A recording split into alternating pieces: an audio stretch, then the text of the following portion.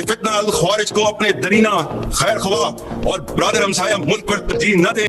طالبانو ته د پاکستان پوځ مشر خبرداری او ګیله وایي څنګه چې موږ ستاسو ملاتړ کړی تاسو هم د ټي ټي پي پر ضد زموږ ملاتړ وکړئ. جزئیات هم دلته وګورئ او چینل هم سبسکرایب کړئ. د پاکستان د پوځ مشر عاصم منیر وایي افغانستان زموږ ورور ګاونډی هیواد دی، له افغانستان سره ښې اړیکې غواړو.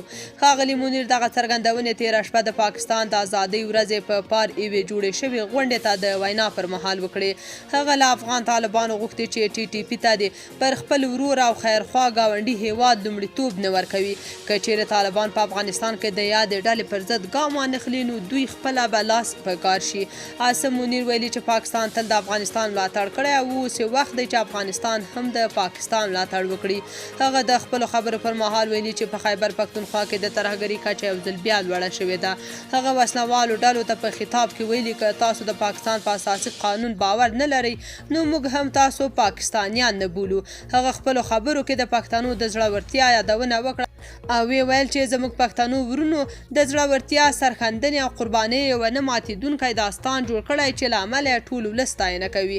تر دې وړاندې هم د پاکستان بېلابېلو چارواکو په بېلابېلو څرګندونو کې طالبان تورن کړي وو چې ټي ټي پي یې د افغانستان په خاوره کې پټن ځایونه ورکړي دي.